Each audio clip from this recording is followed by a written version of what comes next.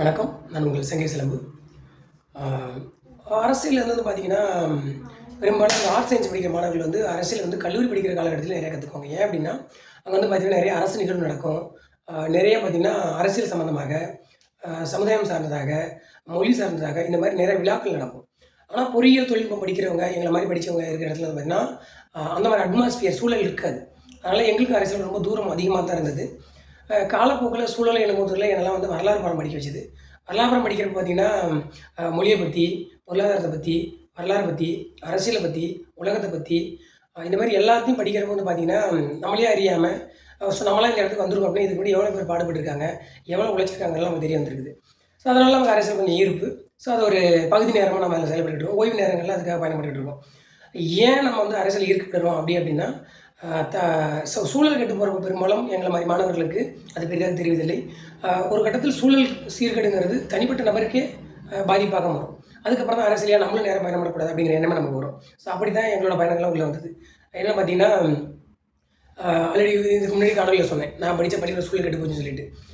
நான் படிச்ச பள்ளிக்கூட சூழல் கெட்டு போயிருச்சு. அந்த வாசல் முன்னாடி பார்த்தீங்கன்னா, ஒரு படிக்கிற சூழல்ல படிக்கிற மாணவர்கள் அத பார்த்துட்டு போய் படிப்பே வராது. அந்த மாரி சூழல் இருக்குது.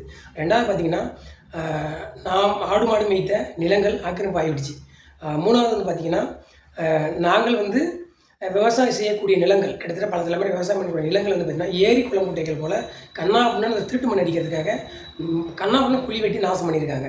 அடுத்து வந்து பார்த்தீங்கன்னா, இப்போ நம்ம இடத்துல வந்து நம்ம ஒரு பகுதி சார்ந்த, ஒரு மக்கள் சார்ந்த, ஒரு அரசியல் சார்ந்த குடும்பங்கள் எப்படி இருக்காங்கன்னா, உண்மையிலேயே அவங்கள பின்னுக்கு தள்ளுங்கிறதுக்காக புதுசாக அந்த கட்சிக்கு வர்றவங்க, கிட்டத்தட்ட ஒரு ஓட்டர் ஐடி வருதுன்னு வச்சுங்களேன்.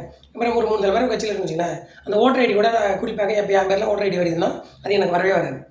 மற்ற எல்லாருக்கும் வரும். ஸோ இந்த மாரி ஏன் அப்படின்னா, யார் ஒருத்தர் மிகவும் விவரமாக இருக்கிறார்களோ, யார் ஒருத்தர் வந்து அரசியல்ல கொஞ்சம் முன்னுக்கு போகணும்னு நினைக்கிறாங்களோ, யார் ஒருவர் வந்தால் நமக்கு இடைஞ்சலாக இருப்பார்களோ, அந்த மாரி இருக்கிற எல்லாருக்கும் வந்து பார்த்தீங்கன்னா, இந்த புதுசா சேர்ந்தவங்க மிகப்பெரிய இடைஞ்சல் பண்ணுவாங்க. இதெல்லாம் வந்து பார்த்தீங்கன்னா, நம்ம அங்கெல்லாம் சொல்லிலாம் எதுவும் நடக்காது. அதனால நேரடியா முதல்வர்ட்டயே சொல்லணும், நம்ம கட்சி தலைவர்ட்டயே சொல்லணுங்கிறதுக்காக நான் பயணம் பண்ணிட்டு இருக்கேன். அது எப்போ வாய்ப்பு கிடைக்குதோ நான் சொல்லிருவேன். ஏன் அப்படின்னா, இப்போ கடந்த முறை வந்துலாம் பார்த்தீங்கன்னா, நான் முதல்வர் சந்திக்க போயிருந்தப்ப, அரசியல் இத சந்திக்க போனப்போ, அத சொல்றதுக்கான வாய்ப்பு கிடைக்கவில்லை. ஏன்னா, அங்க வந்து நேரம் ரொம்ப குறைவா தான் இருக்கும். நம்ம அந்த மாரி அவங்கள பேச முடியல. இருந்தாலும் நம்ம உள்ளுக்குள்ள எல்லாம் நம்ம ஏதாவது சேகரித்து வச்சுக்குவோம். இப்போ இன்னொரு முறைலாம் பார்க்க போறப்ப நம்ம என்ன நினச்சிட்டு இருக்கோம் அப்படின்னா, என்ன பேச போறோங்கிறத நம்ம வந்து ஒரு அறிக்கையை தயாரிச்சுக்கணும். ஒரு பக்கத்தில் அறிக்கையை தயாரிச்சுக்க போறோம். அதை முன்னாடியே கொடுத்து பர்மிஷன் கேட்க போறோம். நம்ம நான் இதை பத்தி பேசலாமான்னு சொல்லிட்டு. வாய்ப்பு கொடுத்தாங்க அப்படின்னா, அதெல்லாம் கடகடன்னு இப்போ பேசுகிற மாதிரி எல்லாத்தையும் பேசிட்டு போறோம். ஏன் அப்படின்னா, சூழல் கேடுங்கிறது வந்து பார்த்தீங்கன்னா, யாருக்குங்கிற மாதிரி இருக்கும். நம்ம வீட்டு கதவை சூழல் வந்து தட்டும்போது தான் நமக்கு அது பிரச்சனையாக இருக்கும். அன்னைக்கு நம்ம வந்து கியாமையான்னு கத்துனோம்னா எந்த மாற்றம் நடக்காது. ஏன்னா, அந்த சூழல்கேடு செஞ்சவங்க எல்லாருமே வளர்ந்துருவாங்க. அவங்கள தண்டிக்க முடியாது. நமக்கு வந்து பார்த்தீங்கன்னா, சூழல்கேடு செய்கிறவங்களை தண்டிக்கிறதுலாம் என்ன கிடையாது. சூழல்கேடு நம்ம தலைமுறை இருக்கிற வரைக்கும் நடக்காமல் இருக்கணும் அப்படின்னா, அதுக்கு நம்ம எந்த இடத்துல இருக்கோமோ அந்த இடத்துல நம்ம அதை நோக்கி நம்ம பயணம் பண்ணணும். அப்படின்னா, நம்ம எதுவும் தடுக்கலாம் தேவையில்ல, தண்டிக்கலாம் தேவையில்ல. ஆட்டோமேட்டிக்காக சரியாயிடும். அங்கே யாரும் தகுதியானவர்கள் போகாதனால தான், அங்கே யாருமே தகுதி இல்லாமலாம் பயணம் பண்ணிக்கிட்டு, அதெல்லாம் வந்து நிறையா சீர்கேடு நடக்குது. சீர்கேடு தடுக்கணும் அப்படின்னா, உண்மையிலேயே அரசியல் ஆர்வம் இருக்கவங்க, வரலாறு படிக்கிறவங்க, நாட்டு மேலே பற்று இருக்கிறவங்க, மக்கள் மேலே பற்று இருக்கிறவங்க, நிறைய பேர் நீங்கள் அரசியலில் பயணப்படுங்க. நன்றி.